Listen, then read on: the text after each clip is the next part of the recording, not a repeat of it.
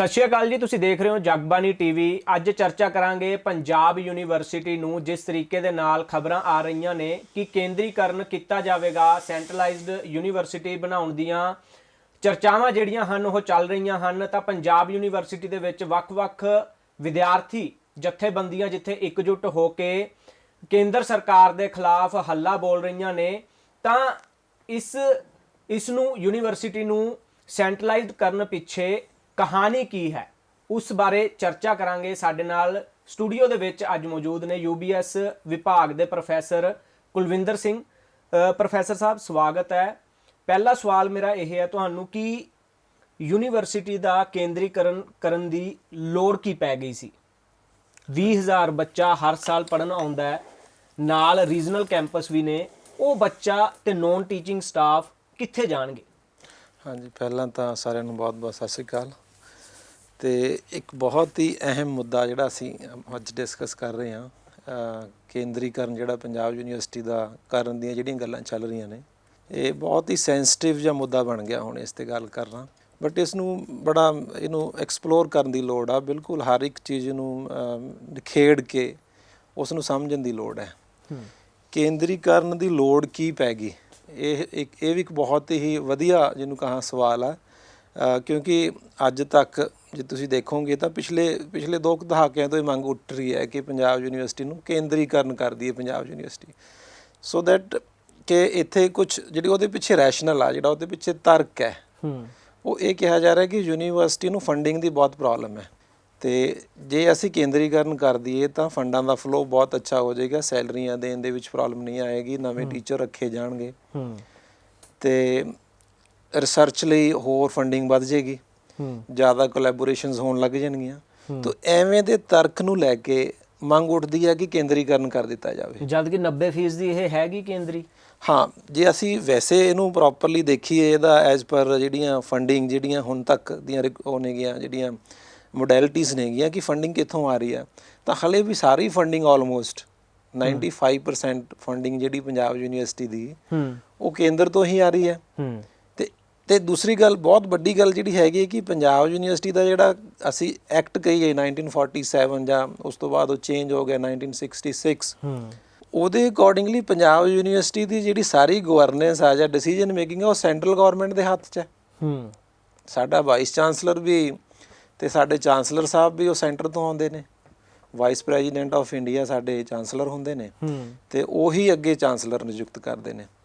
ਤਾਂ ਜੇ ਅਸੀਂ ਦੇਖੀਏ ਤਾਂ ਯੂਨੀਵਰਸਿਟੀ ਆਲਰੇਡੀ ਸੈਂਟਰਲ ਯੂਨੀਵਰਸਿਟੀ ਆ, ਤਾਂ ਇਹਨੂੰ ਸੈਂਟਰਲ ਬਣਾਉਣ ਦੀ ਲੋੜ ਕੀ ਪੈ ਰਹੀ ਹੈ, ਅਤੇ ਇਸ ਤੱਥ ਨੂੰ ਵੀ ਬਹੁਤ ਨੇੜੇ ਤੋਂ ਘੋਖਣ ਦੀ ਲੋੜ ਹੈ, ਅਤੇ ਉਹਦੇ 'ਤੇ ਸਾਨੂੰ ਮਤਲਬ ਕੰਸਿਸਟੈਂਟਲੀ ਸਾਨੂੰ ਡਿਬੇਟ ਕਰਨੀ ਚਾਹੀਦੀ ਹੈ ਕਿ ਕੀ ਲੋੜ ਪੈ ਰਹੀ ਹੈ। ਹਾਊਐਵਰ ਇਹ ਤਰਕ ਨੇ ਕਿ ਫੰਡਿੰਗ, ਇਹ ਮੁੱਦਾ ਇਸ ਕਰਕੇ ਵੀ ਉੱਠਿਆ ਕਿ ਪੰਜਾਬ ਸਰਕਾਰ, ਚਾਹੇ ਪਿਛਲੀਆਂ ਸਰਕਾਰਾਂ ਜਿੰਨੀਆਂ ਵੀ ਰਹੀਆਂ, ਕਿ ਉਹ ਸਮੇਂ ਸਿਰ ਜੋ ਬਣਦਾ ਫੰਡ ਹੈਗਾ ਉਹ ਕੈਂਪਸ ਨੂੰ ਨਹੀਂ ਪ੍ਰੋਵਾਈਡ ਕਰਵਾ ਰਿਹਾ ਸੀ, ਜਿਸ ਕਰਕੇ ਇਹ ਵਾਰ-ਵਾਰ ਸਵਾਲ ਉੱਠਦਾ ਰਿਹਾ। ਹਾਲਾਂਕਿ ਹੁਣ ਆਮ ਆਦਮੀ ਪਾਰਟੀ ਦੀ ਸਰਕਾਰ ਆ, ਉਹ ਕਹਿੰਦੀ ਨਜ਼ਰ ਆ ਰਹੀ ਹੈ ਕਿ ਅਸੀਂ ਜੇਕਰ ਇਸ ਯੂਨੀਵਰਸਿਟੀ ਦਾ ਕੇਂਦਰੀਕਰਨ ਕੀਤਾ ਜਾਂਦਾ ਉਸ ਦੇ ਖਿਲਾਫ ਚਾਹੇ ਸੜਕਾਂ 'ਤੇ ਵੀ ਉਤਰਨਾ ਪਵੇ, ਉਤਰਾਂਗੇ। ਫਿਲਹਾਲ ਹੁਣ ਉਹਨਾਂ ਦਾ ਬਜਟ ਵੀ ਆਉਣ ਵਾਲਾ, ਸੈਸ਼ਨ ਆਉਣਾ ਹੈਗਾ, ਉਸ ਤੋਂ ਬਾਅਦ ਕੀ ਕੁਛ ਉਸ ਦੇ ਵਿੱਚ ਉਹ ਕਰਦੇ ਨੇ ਵੀ ਵੇਖਣ ਵਾਲੀ ਗੱਲ ਹੋਵੇ। ਦੇਖੋ, ਪੰਜਾਬ ਜਿਸ ਤਰ੍ਹਾਂ ਯੂਨੀਵਰਸਿਟੀ ਨੂੰ ਫੰਡ ਕਰ ਰਿਹਾ, ਉਸ 'ਤੇ ਹਮੇਸ਼ਾ ਹੀ ਸਵਾਲ ਖੜੇ ਰਹੇ ਨੇ। ਪੰਜਾਬ ਨੇ ਕਿਸੇ ਤਰ੍ਹਾਂ ਵੀ, ਜੇ ਪੰਜਾਬ ਦੀ ਯੂਨੀਵਰਸਿਟੀ ਹੈ ਤਾਂ ਪੰਜਾਬ ਨੇ ਉਸ ਨੂੰ ਉਸ ਤਰ੍ਹਾਂ ਓਨ ਨਹੀਂ ਕੀਤਾ, ਅਤੇ ਉਸ ਤਰ੍ਹਾਂ ਉਹ ਜਿੰਨੀ ਫੰਡ ਦੀ ਕੰਟਰੀਬਿਊਸ਼ਨ ਚਾਹੀਦੀ ਹੈ, ਜਿੰਨੀ ਯੂਨੀਵਰਸਿਟੀ ਦੀਆਂ ਰਿਕੁਆਇਰਮੈਂਟਸ ਨੇ, ਉਹਨਾਂ ਨੂੰ ਆਪਣਾ ਵਿਸ਼ਲੇਸ਼ਣ ਕਰਕੇ, ਅਧਿਐਨ ਕਰਕੇ ਸਰਕਾਰ ਨੇ ਕਦੇ ਪਹਿਲ ਨਹੀਂ ਕੀਤੀ ਕਿ ਅਸੀਂ ਫੰਡ ਖੁਦ ਵਧਾਵਾਂਗੇ। ਅਤੇ ਹਾਲੇ ਵੀ ਤੁਸੀਂ ਨਿਗੂਣੀ ਜਿਹੜੀ ਅਮਾਊਂਟ ਆ 30 ਤੋਂ 40 ਕਰੋੜ ਦੇ ਵਿੱਚ ਅਸੀਂ ਵੇਰੀ ਕਰੀ ਜਾਂਦੇ ਹਾਂ, ਠੀਕ ਹੈ। ਅਤੇ ਯੂਨੀਵਰਸਿਟੀ ਦਾ ਬਹੁਤਾ ਫੰਡ ਤਾਂ ਦੇਖੋ ਯੂਨੀਵਰਸਿਟੀ ਦੀਆਂ ਆਪਣੀਆਂ ਫੀਸਾਂ ਤੋਂ ਆ ਜਾਂਦਾ, ਬਟ ਜਿਹੜਾ ਸਾਡਾ ਡੈਫੀਸਿਟ ਆ ਉਹ ਸਾਡਾ MHRD ਅਤੇ ਪੰਜਾਬ ਗੌਰਮੈਂਟ ਪੂਰਾ ਕਰਦੀ ਹੈ, ਅਤੇ ਜਿਹੜਾ ਡੈਫੀਸਿਟ ਆ ਉਹਦੇ ਵਿੱਚੋਂ 90% ਜਿਹੜਾ 90 ਤੋਂ ਵੀ ਜ਼ਿਆਦਾ ਉਹ ਸੈਂਟਰ ਗੌਰਮੈਂਟ ਤੋਂ, MHRD ਤੋਂ ਆਉਂਦਾ। ਤਾਂ ਇਹ ਤਾਂ ਬਿਲਕੁਲ ਹੀ ਇੱਕ ਸੱਚੀ ਜਿਹੀ ਗੱਲ ਹੈ ਕਿ ਪੰਜਾਬ ਗੌਰਮੈਂਟ ਜਿਸ ਤਰ੍ਹਾਂ ਪੰਜਾਬ ਯੂਨੀਵਰਸਿਟੀ ਦੀ ਸਹਾਇਤਾ ਉਹਨੂੰ ਕਰਨੀ ਬਣਦੀ ਹੈ ਪੰਜਾਬ ਗੌਰਮੈਂਟ ਨੂੰ, ਉਹ ਨਹੀਂ ਕਰ ਰਹੀ, ਕਿਉਂਕਿ ਐਜੂਕੇਸ਼ਨ ਇੱਕ ਸਟੇਟ ਦੀ ਚਾਹੇ ਉਹ ਸੈਂਟਰ ਹੈ ਚਾਹੇ ਸਟੇਟ ਆ, ਸਰਕਾਰਾਂ ਦੀ ਜ਼ਿੰਮੇਵਾਰੀ ਹੈ। ਅਤੇ ਜੇ ਯੂਨੀਵਰਸਿਟੀ ਦੀ ਜਿਹੜੀ ਕੌਨਸਟੀਟਿਊਸ਼ਨ ਹੈ, ਜਿਹੜੀ ਯੂਨੀਵਰਸਿਟੀ ਦੀ ਜਿਹੜਾ ਮਤਲਬ ਆਧਾਰ ਹੈ, ਉਹ ਇੰਟਰਸਟੇਟ ਕਾਰਪੋਰੇਟ ਬਾਡੀ ਹੈ। ਹੂੰ ਉਹਦੇ ਵਿੱਚ ਜੇ ਸੈਂਟਰ ਦੀ ਕੰਟਰੀਬਿਊਸ਼ਨ ਆ ਤਾਂ ਸਟੇਟ ਦੀ ਵੀ ਕੰਟਰੀਬਿਊਸ਼ਨ ਆ, ਤੇ ਪੰਜਾਬ ਗਵਰਨਮੈਂਟ ਨੂੰ ਪਹਿਲ ਕਦਮੀ ਕਰਕੇ ਪੰਜਾਬ ਯੂਨੀਵਰਸਿਟੀ ਨੂੰ ਹੂੰ ਫੰਡ ਕਰਨਾ ਚਾਹੀਦਾ, ਵੱਧ ਕੇ ਫੰਡ ਕਰਨਾ ਚਾਹੀਦਾ। ਕਿਉਂਕਿ ਇਹਦੇ ਪਿੱਛੇ ਕਾਰਨ ਨੇ। ਕਾਰਨ ਇਹ ਨੇ ਕਿ ਜੇ ਤੁਸੀਂ ਦੇਖੋ ਕਿ ਯੂਨੀਵਰਸਿਟੀ ਕਿੱਥੋਂ ਆਈ, ਲਾਹੌਰ ਤੋਂ। 1880 ਚ ਬਣਦੀ ਹੈ ਯੂਨੀਵਰਸਿਟੀ। 1947 ਚ ਇਹ ਸਾਡੇ ਇੰਡੀਆ ਚ ਆ ਜਾਂਦੀ ਆ।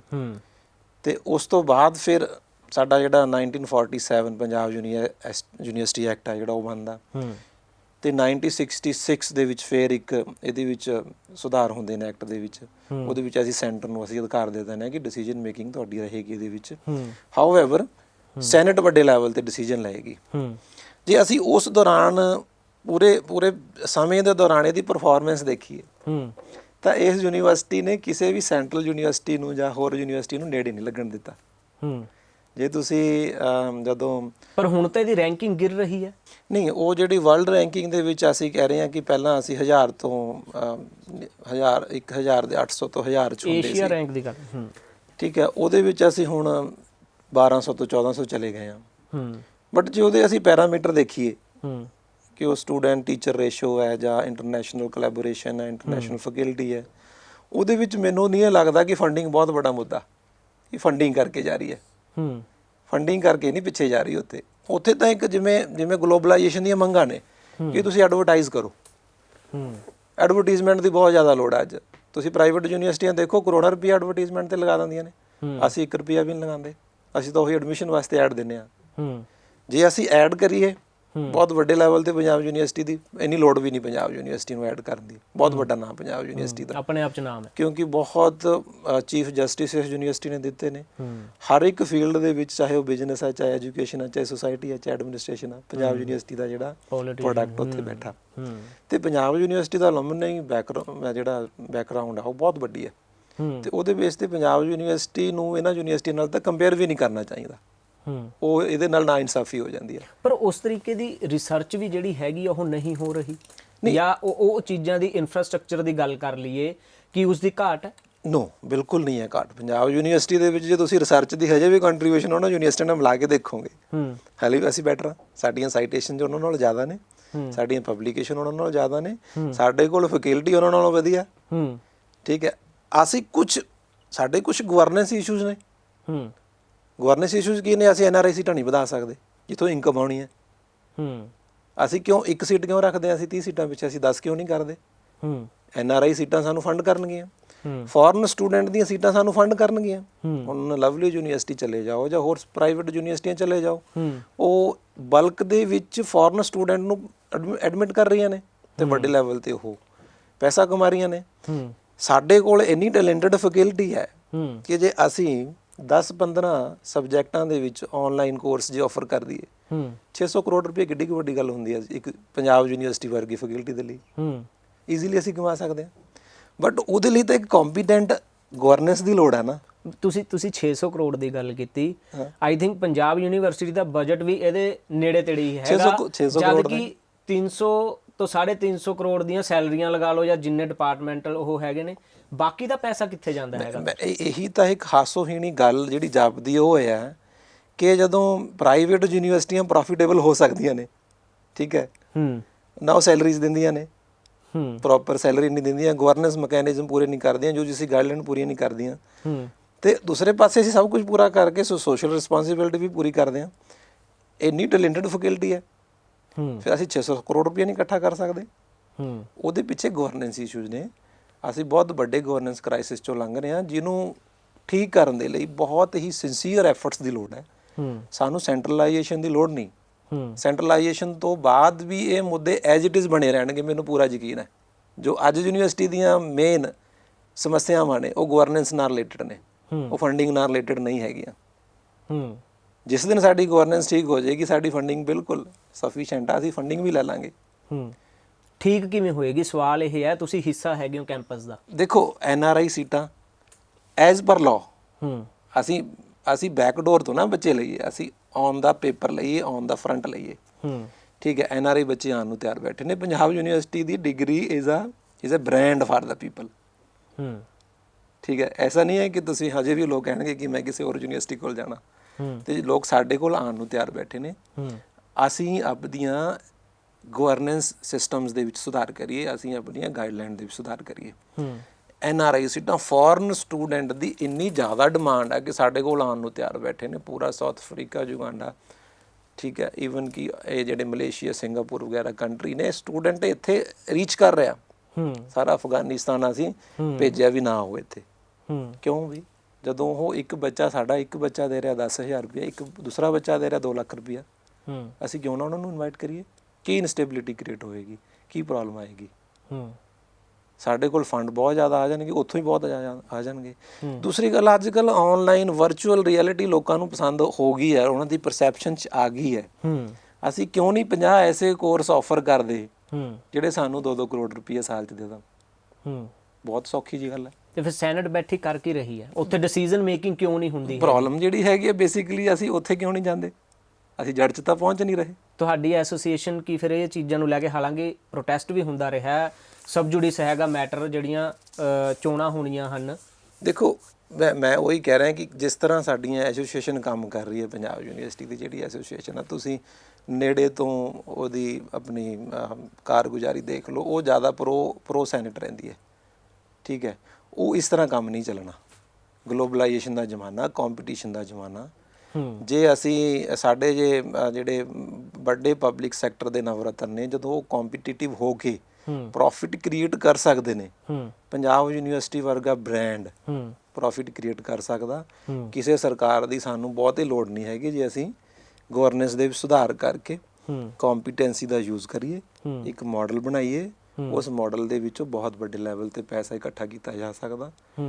ਪ੍ਰਾਈਵੇਟ ਯੂਨੀਵਰਸਿਟੀਆਂ ਜੇ ਪ੍ਰੋਫਿਟੇਬਲ ਹੋ ਸਕਦੀਆਂ ਨੇ, ਪੰਜਾਬ ਯੂਨੀਵਰਸਿਟੀ ਵੀ ਗਰੀਬਾਂ ਨੂੰ ਐਜੂਕੇਸ਼ਨ ਦੇ ਕੇ, ਵੀਕਰ ਸੈਕਸ਼ਨ ਨੂੰ, ਮਾਰਜਨਲਾਈਜ਼ ਸੈਕਸ਼ਨ ਨੂੰ ਐਜੂਕੇਸ਼ਨ ਦੇ ਕੇ, ਤੇ ਆਪਣੇ ਸਾਧਨਾਂ ਦਾ ਸਹੀ ਉਪਯੋਗ ਕਰਕੇ ਪ੍ਰੋਫਿਟੇਬਲ ਵੀ ਹੋ ਸਕਦੀ ਹੈ। ਸੈਂਟਰਲਾਈਜੇਸ਼ਨ ਵੱਲ ਜਾਣਾ, ਤੁਸੀਂ ਇਹ ਦੇਖੋ ਕਿ ਉਹ ਕੋਈ ਇਲਾਜ ਨਹੀਂ ਹੈ। ਸੈਂਟਰਲਾਈਜੇਸ਼ਨ ਤੋਂ ਬਾਅਦ ਵੀ ਇਹੀ ਸਮੱਸਿਆਵਾਂ ਬਣੀਆਂ ਰਹਿਣਗੀਆਂ। ਬਟ ਸੈਂਟਰਲਾਈਜੇਸ਼ਨ ਨਾਲ ਹੋਰ, ਮਤਲਬ ਇਹ ਤਾਂ ਸੈਂਟਰਲਾਈਜੇਸ਼ਨ ਨੂੰ ਜੇ ਅਸੀਂ ਹੋਰ ਸੈਂਟਰਲਾਈਜੇਸ਼ਨ ਦੇ ਨੁਕਸਾਨ ਅਸੀਂ ਦੇਖੀਏ ਕਿ ਮੈਂ ਇਹ ਸਵਾਲ ਕਰਨ ਵਾਲਾ ਸੀਗਾ ਕਿ ਨਾਲ ਤਕਰੀਬਨ ਚੰਡੀਗੜ੍ਹ ਦੇ ਪੰਜਾਬ ਦੇ 200 ਕਾਲਜ ਨੇ, ਜੇਕਰ ਹਰ ਕਾਲਜ ਦੀ ਰੇਸ਼ੋ ਲਗਾ ਲਈਏ 2 ਲੱਖ ਤਕਰੀਬਨ ਬੱਚਾ ਬਣਦਾ ਹੈਗਾ, ਉਹ ਕਿੱਥੇ ਜਾਏਗਾ? ਨੋਨ ਟੀਚਿੰਗ ਸਟਾਫ ਕਿੱਥੇ ਜਾਏਗਾ? ਜਿਹੜੇ ਰੈਗੂਲਰ ਪ੍ਰੋਫੈਸਰਾਂ ਦੀ, ਚਾਹੇ ਅਸਿਸਟੈਂਟ ਪ੍ਰੋਫੈਸਰਾਂ ਦੀ ਭਰਤੀ ਹੋਣੀ ਹੈ, ਕੀ ਉਹ ਹੋਏਗੀ? ਤਮਾਮ ਅਜਿਹੇ ਸਵਾਲ ਨੇ, ਕੀ ਹੋਏਗਾ ਆਖਿਰ? ਦੇਖੋ, ਇਹ ਤਾਂ ਮੈਂ ਤਾਂ ਬੜੀ ਕਲੀਅਰਲੀ, ਇਹ ਪਹਿਲਾਂ ਵੀ ਜਦੋਂ ਹਿੰਦੁਸਤਾਨ ਟਾਈਮਸ 'ਤੇ ਜਦੋਂ ਡਿਬੇਟ ਚੱਲੀ, ਉਸ ਵੇਲੇ ਮੈंने ਬੜੀ ਕਲੀਅਰਲੀ ਇਹ ਗੱਲਾਂ ਕਹੀਆਂ ਕਿ ਇਹ ਯੂਨੀਵਰਸਿਟੀ ਸੈਂਟਰਲ ਹੁੰਦੀ ਹੈ। ਜਿਹੜਾ ਅਗਲਾ ਸਿਨਾਰੀਓ ਬੜਾ ਅਨਕਲੀਅਰ ਹੈ, ਪਹਿਲਾਂ ਉਹਨੂੰ ਕਲੀਅਰ ਕਰੋ। ਕਿਹੜੇ ਆਸਪੈਕਟਾਂ ਤੋਂ ਕਲੀਅਰ ਕਰੋ ਕਿ ਜੇ ਸੈਂਟਰਲ ਹੁੰਦੀ ਹੈ ਯੂਨੀਵਰਸਿਟੀ, ਕਾਲਜਾਂ ਦਾ ਕੀ ਹੋਏਗਾ? 200 ਕਾਲਜਾਂ ਦੇ ਵਿੱਚ ਜੇ 1000 ਬੱਚਾ ਵੀ ਲਗਾ ਲਈਏ ਤਾਂ 2 ਲੱਖ ਬੱਚਾ ਬਣਦਾ, ਜਿਹੜਾ ਸਾਡੇ ਨਾਲ ਐਫੀਲੀਏਸ਼ਨ ਦੇ ਥਰੂ ਅਟੈਚਡ ਹੈ। ਸੈਂਟਰਲਾਈਜੇਸ਼ਨ ਤੋਂ ਬਾਅਦ ਉਹਨਾਂ ਕਾਲਜਾਂ ਨੂੰ ਨਾਲ ਰੱਖਣਾ ਕਿ ਨਹੀਂ ਰੱਖਣਾ, ਕਲੀਅਰ ਕਰੋ। ਰਿਟਰਨ 'ਚ ਮੰਗ ਰਹੇ ਹੋ ਤੁਸੀਂ? ਬਿਲਕੁਲ ਰਿਟਰਨ 'ਚ ਇੰਸ਼ੋਰ ਕਲੀਅਰ ਹੋਣਾ ਚਾਹੀਦਾ ਕਿ central university on these conditions. Okay, ਠੀਕ ਹੈ। ਸੈਂਟਰਲ ਯੂਨੀਵਰਸਿਟੀ ਦੇ ਨਾਲ ਐਫੀਲੀਏਸ਼ਨ ਆਏਗੀ, one thing, so that ਸਟੂਡੈਂਟਾਂ the welfare ਪ੍ਰਭਾਵਿਤ ਨਾ ਹੋਵੇ। ਬਟ ਸੈਂਟਰਲਾਈਜੇਸ਼ਨ ਦੇ ਨਾਲ ਜਿਹੜਾ ਹਾਦਸਾ ਹੋ ਰਿਹਾ ਉਹ ਇਹ ਹੈ ਕਿ ਜਿਵੇਂ ਸੈਂਟਰਲ ਹੁੰਦੀ ਹੈ ਯੂਨੀਵਰਸਿਟੀ, ਸਾਨੂੰ ਸੈਂਟਰਲ ਯੂਨੀਵਰਸਿਟੀ ਐਗਜ਼ਾਮੀਨੇਸ਼ਨ ਟੈਸਟ ਦੇ ਵਿੱਚ ਪਾਰਟਿਸਿਪੇਟ ਕਰਨਾ ਪੈਣਾ। ਉਹਦੇ ਵਿੱਚ ਪੰਜਾਬ, ਹਰਿਆਣਾ, ਹਿਮਾਚਲ ਦਾ ਕਿੰਨਾ ਕੁ ਬੱਚਾ ਇੱਥੇ ਐਡਮਿਟ ਹੋ ਜਾਏਗਾ? ਜ਼ੋਰ ਮਾਰ ਕੇ 100 ਬੱਚਾ, ਬਾਕੀ ਬੱਚਾ ਸਾਡਾ ਇੰਡੀਆ ਦੇ ਹੋਰ ਪਾਰਟਸ ਤੋਂ ਆਏਗਾ। ਤਾਂ ਪੰਜਾਬ ਯੂਨੀਵਰਸਿਟੀ ਜਿਹੜੀ ਕਿ ਇੰਟਰਸਟੇਟ ਬੋਡੀ ਕਾਰਪੋਰੇਟ ਆ, ਜਿਹੜੀ ਰੀਜਨ ਦੇ ਵੈਲਫੇਅਰ ਲਈ ਬਣੀ ਆ, ਪੰਜਾਬ ਦਾ ਕਲਚਰ, ਪੰਜਾਬ ਦੇ ਇਸ ਖਿੱਤੇ ਦੇ ਵਿਕਾਸ ਲਈ ਬਣੀ ਆ। ਖਿੱਤੇ ਦਾ ਵਿਕਾਸ ਤਾਂ ਹੀ ਹੋਏਗਾ ਜੇ ਇੱਥੇ ਸਟੂਡੈਂਟ ਇਸ ਖਿੱਤੇ ਦੇ ਆਉਣਗੇ। ਪਰ ਇਹ ਵੀ ਨਹੀਂ ਹੈਗਾ ਕਿ ਇਕੱਲੇ ਪੰਜਾਬ ਦੇ, ਹਿਮਾਚਲ ਦਾ ਵੀ ਬਹੁਤ ਸਟੂਡੈਂਟ ਹੈ ਇਸ ਯੂਨੀਵਰਸਿਟੀ ਦੇ ਵਿੱਚ, ਤਕਰੀਬਨ 20,000 ਤੋਂ ਪਲੱਸ ਸਟੂਡੈਂਟ ਆਉਂਦਾ। ਸਿਮਿਲਰਲੀ ਹਰਿਆਣੇ ਦਾ ਆਉਂਦਾ, ਹਰਿਆਣੇ ਦਾ ਵੀ ਤਕਰੀਬਨ ਹਰ ਸਟੇਟ ਦਾ ਬੱਚਾ ਉਰੇ। ਬਿਲਕੁਲ, ਬਾਕੀ ਸਟੇਟਾਂ ਦੇ ਵੀ ਬੱਚੇ ਨੇ, ਬਟ ਜਿਹੜੇ ਬੱਚੇ ਪੰਜਾਬ, ਹਰਿਆਣਾ, ਨਾਰਥ ਰੀਜਨ ਦੇ ਜ਼ਿਆਦਾ ਬੱਚੇ ਨੇ, ਉਹਨਾਂ ਨੂੰ ਬਹੁਤ ਵੱਡੇ ਲੈਵਲ ਤੇ ਯੂਨੀਵਰਸਿਟੀ ਸਰਵ ਕਰ ਰਹੀ ਆ, ਉਹਨਾਂ ਦੀ ਲੋੜਾਂ ਪੂਰੀਆਂ ਕਰ ਰਹੀ ਹੈ। ਜੇ ਸੈਂਟਰਲਾਈਜੇਸ਼ਨ ਤੋਂ ਬਾਅਦ ਡਿਸਐਫੀਲੀਏਸ਼ਨ ਹੋ ਜਾਂਦੀ ਹੈ, ਉਹ ਬੱਚੇ ਜਾਂ ਤਾਂ ਆਪਣੀ ਡਿਗਰੀ ਨੂੰ ਡਾਊਨਗ੍ਰੇਡ ਕਰਕੇ ਹੋਰ ਯੂਨੀਵਰਸਿਟੀਆਂ ਕੋਲ ਜਾਣਗੇ, ਵਰਲਡ ਕਲਾਸ ਯੂਨੀਵਰਸਿਟੀ ਦੀ ਡਿਗਰੀ ਨਹੀਂ ਮਿਲੇਗੀ, ਜਾਂ ਫਿਰ ਉਹ ਪ੍ਰਾਈਵੇਟ ਯੂਨੀਵਰਸਿਟੀ ਦੇ ਗਾਹਕ ਬਣਨਗੇ, ਜਿਹੜਾ ਕੋਈ ਬਹੁਤ ਵੱਡਾ ਅੱਗੇ ਫਿਰ ਸਵਾਲ ਹੈ। ਜੇਕਰ ਇਹਨੂੰ ਸਮਝਿਆ ਜਾਵੇ ਕਿ ਪਰਦੇ ਦੀ ਪਿੱਛੇ ਦੀ ਸਿਆਸਤ ਹੀ ਇਹ ਹੋ ਸਕਦੀ ਹੈ ਕਿ ਜੇਕਰ ਕੇਂਦਰੀਕਰਨ ਹੁੰਦਾ ਹੈ, ਇਹ 2 ਲੱਖ ਤੋਂ ਵੱਧ ਜਿਹੜਾ ਬੱਚਾ ਹੈਗਾ ਇਹ ਆਖਿਰ ਜਾਏਗਾ ਕਿੱਥੇ? ਬਾਹਰ ਮਾਰਕੀਟ ਦੇ ਵਿੱਚ ਆਪਸ਼ਨਾਂ ਬਹੁਤ ਨੇ, ਜ਼ਿਆਦਾਤਰ ਪ੍ਰਾਈਵੇਟ ਯੂਨੀਵਰਸਿਟੀਆਂ ਨੇ। ਹਾਂ, ਪਹਿਲਾਂ ਤਾਂ ਇਹ ਸਾਨੂੰ ਬਹੁਤ ਕਲੀਅਰ ਕਰਨਾ ਚਾਹੀਦਾ ਕਿ ਉਹ 2 ਲੱਖ ਬੱਚੇ ਦਾ ਭਵਿੱਖ ਅਸੀਂ ਉਹਦੇ ਬਾਰੇ ਕੀ ਪਲਾਨ ਕੀਤਾ। ਅਸੀਂ ਕੱਲੀ ਸੈਂਟਰਲਾਈਜੇਸ਼ਨ ਪਲਾਨ ਨਾ ਕਰੀਏ, ਅਸੀਂ ਪਲਾਨ ਕਰੀਏ ਕਿ ਉਹ 2 ਲੱਖ ਬੱਚਾ ਕਿੱਥੇ ਜਾਏਗਾ। ਪਹਿਲਾ ਸਵਾਲ ਹੈ ਇਹ, ਠੀਕ ਹੈ। ਉਹ ਜਾਏਗਾ, ਰਹੇਗਾ, ਨਾਲ ਰਹੇਗਾ, ਨਹੀਂ ਰਹੇਗਾ। ਸੈਂਟਰਲ ਯੂਨੀਵਰਸਿਟੀਆਂ ਦੇ ਵਿੱਚ ਕੋਰਸਪੋਂਡੈਂਸ ਡਿਪਾਰਟਮੈਂਟ ਨਹੀਂ ਹੁੰਦਾ। ਯੂਸ ਹੋਲਡ ਸਾਡਾ ਪੰਜਾਬ ਯੂਨੀਵਰਸਿਟੀ ਦਾ 10,000 ਬੱਚਾ ਕੇਟਰ ਕਰਦਾ ਹਰ ਸਾਲ। ਯੂਸ ਹੋਲਡ ਡਿਪਾਰਟਮੈਂਟ ਦਾ ਕੀ ਹੋਏਗਾ? ਉਹ ਰਹੇਗਾ ਕਿ ਨਹੀਂ ਰਹੇਗਾ? ਸਾਡੇ ਜਿਹੜੇ ਐਮਰਜਿੰਗ ਏਰੀਆਜ਼ ਦੇ ਕੋਰਸ ਅਸੀਂ ਸ਼ੁਰੂ ਕੀਤੇ ਨੇ, ਸੈਲਫ ਫਾਈਨਾਂਸ ਕੀਤੇ ਨੇ, ਉਹ ਰਹਿਣਗੇ ਕਿ ਨਹੀਂ ਰਹਿਣਗੇ? ਉਹ ਵੀ ਵੱਡੇ ਸਵਾਲ ਨੇ, ਤਾਂ ਕਲੀਅਰ ਕਰੋ। ਸੈਨੇਟ ਰਹੇਗੀ ਕਿ ਨਹੀਂ ਰਹੇਗੀ? ਰਿਫਾਰਮ ਹੋਣਗੇ ਉਹ ਵੱਖਰੀ ਗੱਲ ਆ, ਰਿਫਾਰਮ ਹੋ ਕੇ ਰਹੇਗੀ ਜਾਂ ਬਿਨਾਂ ਰਿਫਾਰਮ ਤੋਂ ਰਹੇਗੀ, ਕੀ ਹੋਏਗਾ? ਪੰਜਾਬ ਦੀ ਹਿੱਸੇਦਾਰੀ ਰਹੇਗੀ ਕਿ ਨਹੀਂ ਰਹੇਗੀ? ਵੱਡਾ ਸਵਾਲ ਹੈ, ਕਿਉਂਕਿ ਡੈਮੋਕ੍ਰੇਸੀ 'ਚ ਰਹਿੰਦੇ ਹਾਂ। ਜੋ ਪੰਜਾਬ ਦੀ ਯੂਨੀਵਰਸਿਟੀ ਤਾਂ ਪੰਜਾਬ ਦੀ ਸਲਾਹ ਨਾਲ ਜਾਣੀ ਚਾਹੀਦੀ, ਉਹਦੇ ਹੱਥਾਂ 'ਚੋਂ। ਇਹ ਨਹੀਂ ਕਿ ਕੋਈ ਆਵੇ ਤੇ ਲੈ ਜੇ, ਤਾਂ ਉਹਦਾ ਕੀ ਬਣੇਗਾ? ਫਿਰ ਨਾਨ ਟੀਚਿੰਗ, ਜਦੋਂ ਜੇ ਸਾਡੇ ਨਾਲੋਂ 200 ਕਾਲਜ ਡਿਸਐਫੀਲੀਏਟ ਹੋਣਗੇ ਤਾਂ ਸਾਡਾ 4000 EMPLOYE ਇੱਥੇ ਕੀ ਕਰੇਗਾ? ਨਾਨ ਟੀਚਿੰਗ EMPLOYE ਉਹ ਰਹੇਗਾ ਜਾਂ ਉਹਨੂੰ ਵੋਲੰਟਰੀ ਰਿਟਾਇਰਮੈਂਟ ਦੇਵਾਂਗੇ ਜਾਂ ਉਹਨਾਂ ਨੂੰ ਫਾਇਰ ਕਰਾਂਗੇ? ਕੀ ਕਰਾਂਗੇ ਉਹਨਾਂ ਨਾਲ? ਕਲੀਅਰ ਨਹੀਂ ਹੈਗਾ। ਫਿਰ ਜਦੋਂ ਸੈਂਟਰਲ ਹੁੰਦੀ ਆ, ਸਾਡਾ ਜਿਹੜੇ ਏਰੀਅਰਸ ਨੇਗੇ ਸਾਡੇ ਜਿਹੜੇ ਸਾਨੂੰ ਮਿਲਣੇ ਨੇ 2016 ਤੋਂ 2022 ਬਹੁਤ ਵੱਡਾ ਇਸ਼ੂ ਹੈ, ਬਹੁਤ ਵੱਡਾ ਇਸ਼ੂ। 10-10 ਲੱਖ ਰੁਪਏ ਸਾਰਿਆਂ ਦਾ ਹੋਏਗਾ। ਉਹ ਕਿੱਥੇ ਉਹਦਾ ਕੀ ਬਣੇਗਾ? ਕਿਉਂਕਿ ਸੈਂਟਰ ਦੀ ਕੋਈ ਲੀਗਲ ਲਾਇਬਿਲਿਟੀ ਨਹੀਂ ਰਹੇਗੀ। ਕੀ ਬਣੇਗਾ? ਫਿਰ ਆਉਂਦੀ ਹੈ ਗੱਲ, ਜਦੋਂ ਸੈਂਟਰਲ ਸਟੇਟਸ ਇੰਪਲੀਮੈਂਟ ਹੁੰਦਾ ਤਾਂ ਨਾਲ ਦੀ ਨਾਲ SC ST ਵਰਗ ਨੂੰ ਜਿਹੜਾ ਬੈਕਲੌਗ ਪੈਂਡਿੰਗ ਆ ਉਹਨਾਂ ਦਾ, ਉਹ 0 ਹੋ ਜਾਏਗਾ। ਕੀ ਉਹ ਰਹੇਗਾ? ਨਹੀਂ ਰਹੇਗਾ। ਲਾਸਟ ਤੇ ਸਭ ਤੋਂ ਇੰਪੋਰਟੈਂਟ ਇਸ਼ੂ ਜਿਹੜਾ ਟੀਚਰਾਂ ਦੇ ਨਾਲ ਜੁੜਿਆ ਹੋਇਆ। ਹਾਊਐਵਰ ਟੀਚਰ ਸਭ ਤੋਂ ਜ਼ਿਆਦਾ ਕਹਿ ਰਹੇ ਨੇ ਕਿ ਸਾਨੂੰ ਸੈਂਟਰਲਾਈਜ਼ ਕਰ ਦਿਓ। ਮਤਲਬ ਇਹ ਇੱਕ ਹਿੱਸਾ ਹੈਗਾ ਤੁਹਾਡਾ। ਜ਼ਿਆਦਾਤਰ ਪ੍ਰੋਫੈਸਰ, ਟੀਚਰ ਜਿਹੜੇ ਰੈਗੂਲਰ ਨੇ, ਉਹ ਇੱਕ ਤਰ੍ਹਾਂ ਡਿਮਾਂਡ ਕਰ ਰਹੇ ਨੇ ਕਿ ਕਰ ਦੇਣਾ ਚਾਹੀਦਾ ਇਹਨੂੰ ਪੂਰਾ ਸੈਂਟਰਲਾਈਜ਼ਡ। ਦੇਖੋ, ਜੇ ਐਜ਼ ਏ ਟੀਚਰ ਤੁਸੀਂ ਮੈਨੂੰ ਕਹੋਗੇ ਤਾਂ ਮੈਨੂੰ ਫਾਇਦਾ ਹੋਣਾ ਸੈਂਟਰਲਾਈਜੇਸ਼ਨ 'ਚੋਂ, ਕਿਉਂਕਿ ਮੈਂ ਰੈਗੂਲਰ ਇੰਪਲਾਈ ਹਾਂ, ਤਾਂ ਮੈਨੂੰ ਫਾਇਦਾ ਹੋਣਾ। ਮੇਰੀ ਸੈਲਰੀ ਵੀ 20,000 ਰੁਪਏ ਵੱਧ ਜਾਏਗੀ ਅਤੇ ਮੈਨੂੰ 10 ਐਰੀਅਰ ਨਹੀਂ ਮਿਲੇਗਾ। ਚਲੋ ਉਹ ਡਿਫਰੈਂਟ ਗੱਲਾਂ ਨੇ, ਔਰ ਮੈਨੂੰ ਹੋਰ ਬਹੁਤ ਫਾਈਨੈਂਸ਼ੀਅਲ ਬੈਨੀਫਿਟ ਹੋ ਜਾਣਗੇ। ਠੀਕ ਹੈ, ਔਰ ਇੰਡੀਵਿਜੂਅਲ ਲੈਵਲ 'ਤੇ ਠੀਕ ਨੇ, ਬਟ ਉਹ ਵੀ ਸਾਰੇ ਨਹੀਂ ਹੈਗੇ। ਜੇ ਤੁਸੀਂ ਕਹੋ ਕਿ ਇੱਕ ਪਰਸੈਪਸ਼ਨ ਬਣ ਗਈ ਹੈ, ਜੇ ਤੁਸੀਂ HT ਦੀ ਡਿਬੇਟ ਵੀ ਦੇਖੋ ਤਾਂ 60-40 ਹੈ। 60 ਨੇ ਨਕਾਰਿਆ, ਪ੍ਰਮੋਟ ਨਹੀਂ ਕੀਤਾ। 60% ਲੋਕਾਂ ਨੇ ਨਕਾਰਿਆ ਕਿ ਇਹ ਨਹੀਂ ਹੋਣੀ ਚਾਹੀਦੀ। ਪ੍ਰੋਫੈਸਰ ਵੀ ਸਾਰੇ ਨਹੀਂ ਹੈਗੇ ਕਿ ਜਿਹੜੇ ਕਹਿੰਦੇ ਨੇ ਹੋਣੀ ਚਾਹੀਦੀ ਆ। ਪ੍ਰੋਫੈਸਰਾਂ ਦੀ ਇੱਕੋ ਇੱਕ ਪੁਰਜ਼ੋਰ ਮੰਗ ਆ ਪੰਜਾਬ ਗੌਰਮੈਂਟ ਤੋਂ ਕਿ ਸਾਡੇ ਸਕੇਲ ਜਿਹੜੇ ਪੈਂਡਿੰਗ ਨੇ 2016 ਤੋਂ, ਉਹਨੂੰ ਇਮੀਡੀਏਟਲੀ ਇਸ ਬਜਟ 'ਚ ਲਾਗੂ ਕਰ ਦਿਓ। ਤੇ ਜਿਹੜੀ ਪੰਜਾਬ ਦੀ ਇੱਕ ਰਿਸਪੌਂਸਿਬਿਲਿਟੀ ਆ, ਮੋਰਲ ਰਿਸਪੌਂਸਿਬਿਲਿਟੀ ਹੈ, 2016 ਤੋਂ ਪੈਂਡਿੰਗ ਪਏ ਨੇ। ਹੋਰ ਇੱਕ ਬਹੁਤ ਜ਼ਰੂਰੀ ਹੋ ਜਾਂਦਾ ਲਾਗੂ ਕਰਨੇ, ਕਿਉਂਕਿ ਬਾਕੀ ਜਿਹੜੇ ਡਿਪਾਰਟਮੈਂਟਸ ਨੇ ਉਹਨਾਂ 'ਚੋਂ ਲਾਗੂ ਹੋ ਗਏ ਪੰਜਾਬ 'ਚ ਹੀ। ਇਕੱਲਾ ਕਾਲਜ ਤੇ ਯੂਨੀਵਰਸਿਟੀ ਟੀਚਰ ਰਹਿ ਗਏ। ਤਾਂ ਪੰਜਾਬ ਜੇ ਉਹ ਕਰ ਦਿੰਦਾ, 99.9% ਟੀਚਰ ਨੇ ਜਿਹੜੇ, ਉਹ ਕੋਈ ਵੀ ਸੈਂਟਰਲਾਈਜੇਸ਼ਨ ਨੂੰ ਨਹੀਂ ਮੰਗੇਗਾ। ਇੱਕ 65 ਜਿਹੜੀ ਏਜ ਆ ਉਹਦਾ ਮੁੱਦਾ ਰਹਿ ਜਾਏਗਾ, ਤੇ ਉਹ ਅਸੀਂ ਈਜ਼ੀਲੀ ਕੈਲੰਡਰ 'ਚ ਅਸੀਂ ਸ਼ੋਧ ਕਰਵਾ ਸਕਦੇ ਹਾਂ। ਸੈਂਟਰ ਗੌਰਮੈਂਟ ਸ਼ੋਧ ਕਰ ਦੇਗੀ, ਵੱਡੀ ਗੱਲ ਨਹੀਂ ਹੈ। ਸੈਨੇਟ ਰਿਕਮੈਂਡ ਕਰੇਗੀ, ਵਾਈਸ ਚਾਂਸਲਰ ਸਾਹਿਬ ਰਿਕਮੈਂਡ ਕਰਨਗੇ, ਚਾਂਸਲਰ ਸਾਹਿਬ ਰਿਕਮੈਂਡ ਕਰਨਗੇ, ਉਹ 'ਚ ਸ਼ੋਧ ਹੋ ਜਾਏਗੀ। ਪਾਰਲੀਮੈਂਟ ਨੇ ਉਹਨੂੰ ਨਹੀਂ ਨਕਾਰਨਾ। ਤੁਸੀਂ ਪੰਜਾਬ ਸਰਕਾਰ ਕੋਲੇ ਇਹ ਰਿਕੁਐਸਟ ਕਰ ਰਹੇ ਹੋ। ਸਿੱਖਿਆ ਮੰਤਰੀ ਮੀਤ ਹੇਅਰ ਉਹਨਾਂ ਨੇ ਭਰੋਸਾ ਵੀ ਦਿੱਤਾ ਹੈਗਾ। ਦੇਖੋ, ਭਰੋਸਿਆਂ 'ਤੇ ਅਸੀਂ ਸਰਕਾਰ ਦੇ ਭਰੋਸਿਆਂ 'ਤੇ ਬਿਲਕੁਲ ਯਕੀਨ ਕਰਦੇ ਹਾਂ। ਸਾਨੂੰ ਇਹ ਹੈ ਕਿ ਸਾਨੂੰ ਮਿਲੇਗਾ, ਪੇ ਸਕੇਲ ਮਿਲੇਗਾ। ਬਟ ਜੇ ਅਸੀਂ ਪਿਛਲਾ ਜਿਹੜਾ ਪ੍ਰਚਲਨ ਦੇਖੀਏ 2016 ਤੋਂ ਲੈ ਕੇ 2022 ਤੱਕ ਨਹੀਂ ਮਿਲਿਆ, ਤਾਂ ਸਾਰੇ ਟੀਚਰਾਂ ਦੇ ਜਿਹੜੇ ਮਨ ਦੇ ਵਿੱਚ ਸ਼ੰਕੇ ਨੇ, ਉਹ ਕਹਿੰਦੇ ਨਹੀਂ ਮਿਲੇਗਾ। ਕਿਉਂ? ਉਹਨਾਂ ਕੋਲ ਇੱਕ ਲੌਜਿਕ ਹੈ। ਉਹ ਕਹਿੰਦੇ ਨੇ ਕਿ ਦੇਖੋ ਜੀ, ਪੰਜਾਬ ਦੀ ਜਿਹੜੀ ਮਾਲੀ ਹਾਲਤ ਆ ਉਹ ਠੀਕ ਨਹੀਂ ਹੈ। ਪੰਜਾਬ ਉਸ ਕੰਡੀਸ਼ਨ 'ਚ ਨਹੀਂ ਹੈਗਾ ਕਿ ਤੁਹਾਨੂੰ ਸਕੇਲ ਦੇ। ਤਾਂ ਉਹਨਾਂ ਦੇ ਸ਼ੰਕੇ ਬਿਲਕੁਲ ਜਾਇਜ਼ ਨੇ, ਅਤੇ ਉਹ ਇਹੀ ਉਹਨਾਂ ਦਾ ਸ਼ੰਕਾ ਉਹਨਾਂ ਨੂੰ ਕਹੀ ਜਾਂਦਾ, ਉਹਨੂੰ ਇਹ ਪ੍ਰਮੋਟ ਕਰਦਾ ਕਿ ਜੇ ਅਸੀਂ ਸੈਂਟਰਲਾਈਜ਼ ਵੱਲ ਚੱਲੀਏ ਸਾਡੇ ਫਾਈਨੈਂਸ਼ੀਅਲ ਬੈਨੀਫਿਟ ਸਾਨੂੰ ਮਿਲ ਜਾਣਗੇ। ਬਟ ਉਹ ਟੀਚਰਾਂ ਨੂੰ ਇਹ ਸੋਚਣਾ ਚਾਹੀਦਾ ਕਿ ਇਹਦੇ ਨਾਲ ਵੱਡੇ ਨੁਕਸਾਨ ਜੁੜੇ ਹੋਏ ਨੇ, ਜਿਹਦੇ ਨਾਲ ਅਸੀਂ ਜਿਹਦੇ ਕਰਕੇ ਸਾਨੂੰ ਇਹਦੇ ਇੱਕ ਵਾਰੀ ਸੋਚਣਾ ਚਾਹੀਦਾ ਸੋ ਦੈਟ ਉਹ ਨੁਕਸਾਨ ਨਾ ਹੋਣ, ਕਿਉਂਕਿ ਉੱਥੇ ਇੱਕ ਮੱਧ ਮਾਰਗ ਵੀ ਪਿਆ, ਇੱਕ ਵਿੱਚ ਦਾ ਰਸਤਾ ਵੀ ਹੈਗਾ। ਯੂਨੀਵਰਸਿਟੀ ਸੈਂਟਰਲਾਈਜ਼ ਵੀ ਹੋ ਜੇ, ਫੰਡਿੰਗ ਵੀ ਆ ਜੇ ਤੇ ਕਿਸੇ ਦਾ ਨੁਕਸਾਨ ਵੀ ਨਾ ਹੋਵੇ। ਉਹ ਰਸਤਾ ਇਹ ਆ ਕਿ ਬੜੇ ਮਤਲਬ ਸਾਡੇ ਜਿਹੜੇ ਐਡਮਿਨਿਸਟ੍ਰੇਟਰ ਨੇ ਪ੍ਰੋਫੈਸਰ ਅਰੁਣ ਗਰੋਵਰ, ਜਦੋਂ ਉਹਨਾਂ ਨਾਲ ਅਸੀਂ ਗੱਲ ਕੀਤੀ ਤਾਂ ਉਹ ਕਹਿੰਦੇ ਕਿ ਯੂਨੀਵਰਸਿਟੀ ਤਾਂ ਆਲਮੋਸਟ ਸੈਂਟਰਲਾਈਜ਼ਡ ਹੈ, ਲੋੜ ਨਹੀਂ ਸੈਂਟਰਲ ਕਰਨ ਦੀ। ਜੇ ਸੈਂਟਰਲ ਕਰਾਂਗੇ ਤਾਂ ਚਲੋ ਉਹ ਨੁਕਸਾਨਾਂ ਬਾਰੇ ਨਹੀਂ ਬੋਲਦੇ। ਜੇ ਸੈਂਟਰਲ ਯੂਨੀਵਰਸਿਟੀ ਹੈ ਤਾਂ ਅਸੀਂ ਕਿਹਾ ਵੀ ਤਾਂ ਸਮੱਸਿਆਵਾਂ ਕਿੱਦਾਂ ਠੀਕ ਹੋਣਗੀਆਂ। ਉਹ ਕਹਿੰਦੇ ਵੀ ਤੁਸੀਂ ਕੈਲੰਡਰ ਦੇ ਵਿੱਚ ਸ਼ੋਧ ਕਰਾ ਲਓ, ਐਕਟ ਦੇ ਵਿੱਚ ਸ਼ੋਧ ਕਰਾ ਲਓ, ਜਿਹੜੀ ਕਿ ਸੈਨੇਟ ਤੇ ਚਾਂਸਲਰ ਦੇ ਥਰੂ ਹੋ ਸਕਦੀ ਹੈ।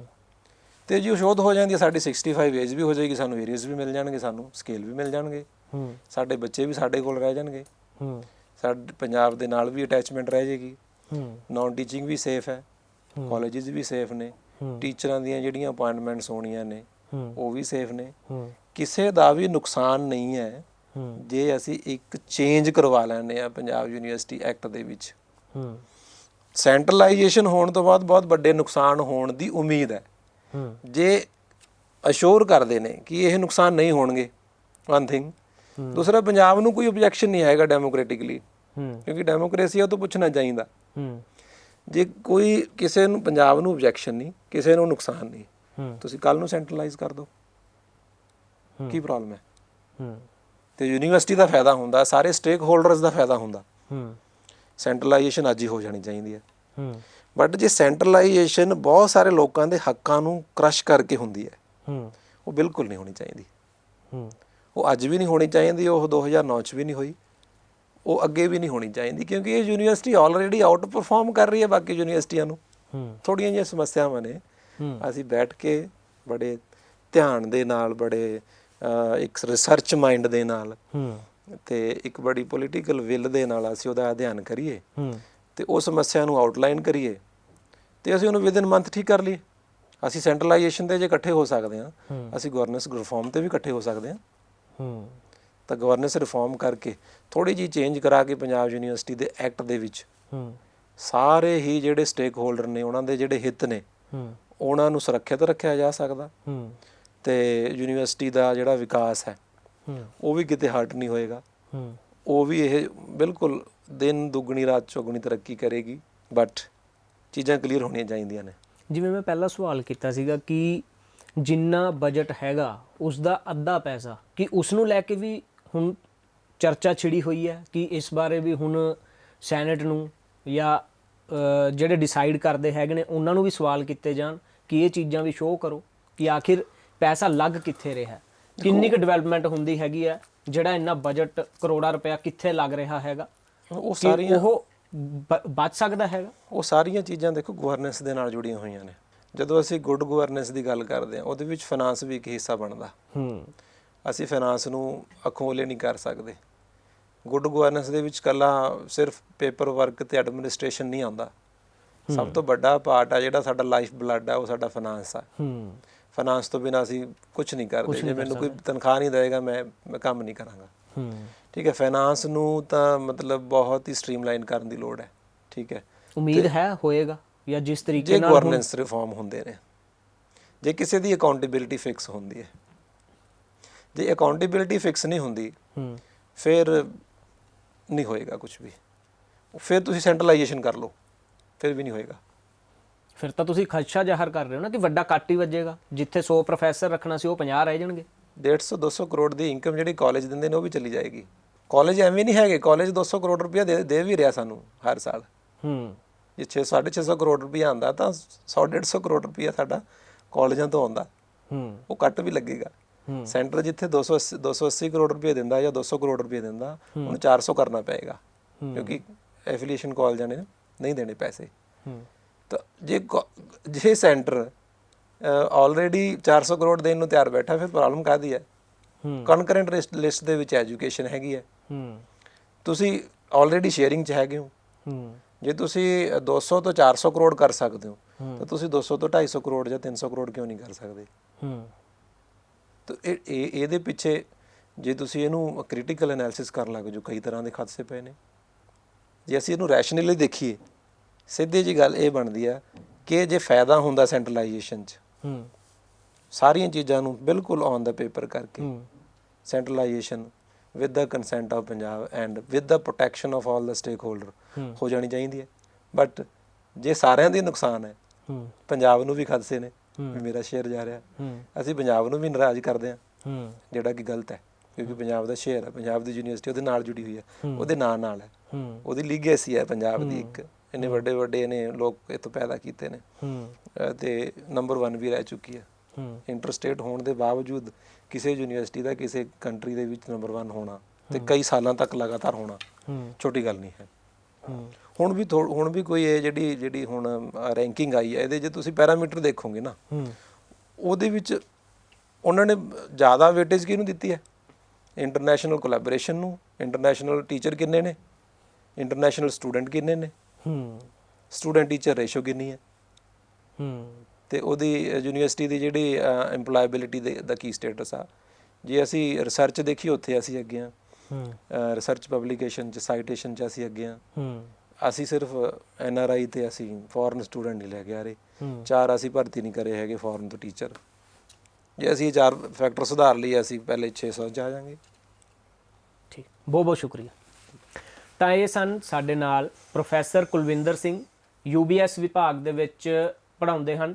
ਤਾਂ तमाम ਜੋ ਖਦਸ਼ੇ ਹਨ ਪ੍ਰੋਫੈਸਰਾਂ ਦੇ, ਬੱਚਿਆਂ ਦੇ ਤੇ ਕਾਲਜਾਂ ਦੇ, तमाम ਖਦਸ਼ਿਆਂ ਦੇ ਉੱਪਰ ਇਹਨਾਂ ਨੇ ਆਪਣੇ ਵਿਚਾਰ ਰੱਖੇ ਨੇ। ਸਾਫ਼ ਤੌਰ ਤੇ ਕਹਿੰਦੇ ਨਜ਼ਰ ਆ ਰਹੇ ਨੇ ਕਿ ਬੇਸ਼ੱਕ PU ਨੂੰ, ਪੰਜਾਬ ਯੂਨੀਵਰਸਿਟੀ ਨੂੰ ਸੈਂਟਰਲਾਈਜ਼ਡ ਯੂਨੀਵਰਸਿਟੀ ਬਣਾ ਦਿੱਤਾ ਜਾਵੇ, ਪਰ ਕਿਸੇ ਦੇ ਵੀ ਹੱਕਾਂ ਦੇ ਉੱਪਰ ਕੋਈ ਡਾਕਾ ਨਹੀਂ ਵੱਜਣਾ ਚਾਹੀਦਾ। ਨਾ ਸਟੂਡੈਂਟ ਦਾ ਨੁਕਸਾਨ ਹੋਵੇ, ਨਾ ਕਿਸੇ ਪ੍ਰੋਫੈਸਰ ਦਾ ਨੁਕਸਾਨ ਹੋਵੇ, ਨਾ ਕਿਸੇ ਨੌਨ ਟੀਚਿੰਗ ਸਟਾਫ ਦਾ, ਤੇ ਨਾ ਹੀ ਕਿਸੇ ਕਾਲਜ ਦਾ, ਨਾ ਕਿਸੇ ਅਦਾਰੇ ਦਾ, ਕਿਉਂਕਿ ਆਲਰੇਡੀ ਇਸ ਕੈਂਪਸ ਨੂੰ ਕੇਂਦਰ ਤੋਂ ਵੱਡੇ ਪੱਧਰ ਤੇ ਫੰਡ ਆਉਂਦੇ ਹਨ ਤੇ ਪੰਜਾਬ ਦਾ ਬਣਦਾ ਹਿੱਸਾ ਜੋ ਪੰਜਾਬ ਸਰਕਾਰ ਦਿੰਦੀ ਹੈ ਉਹਨੂੰ ਵੀ ਸਮੇਂ ਸਿਰ ਆਪਣਾ ਫੰਡ ਪੰਜਾਬ ਯੂਨੀਵਰਸਿਟੀ ਨੂੰ ਦੇਣਾ ਚਾਹੀਦਾ ਹੈ। ਤਾਂ ਹੁਣ ਵੇਖਣਾ ਹੋਵੇਗਾ ਕਿ ਆਉਣ ਵਾਲੇ ਦਿਨਾਂ ਦੇ ਵਿੱਚ ਕੇਂਦਰ ਸਰਕਾਰ ਪੰਜਾਬ ਯੂਨੀਵਰਸਿਟੀ ਨੂੰ ਲੈ ਕੇ ਕੀ ਫੈਸਲਾ ਕਰਦੀ ਹੈ ਤੇ ਪੰਜਾਬ ਸਰਕਾਰ ਇਸ ਮਾਮਲੇ ਤੇ ਆਪਣਾ ਕੀ ਪੱਖ ਰੱਖਦੀ ਹੈ। ਤਾਂ ਦੇਸ਼ ਵਿਦੇਸ਼ ਦੀਆਂ ਹੋਰ ਖਬਰਾਂ ਦੇਖਣ ਦੇ ਲਈ ਤੁਸੀਂ ਜੁੜੇ ਰਹੋ ਜਗਬਾਣੀ TV ਲਈ। ਫੇਰ ਮਿਲਾਂਗੇ ਕਿਸੇ ਹੋਰ ਸ਼ਖਸੀਅਤ ਦੇ ਨਾਲ, ਕਿਸੇ ਹੋਰ ਮੁੱਦੇ ਨੂੰ ਲੈ ਕੇ।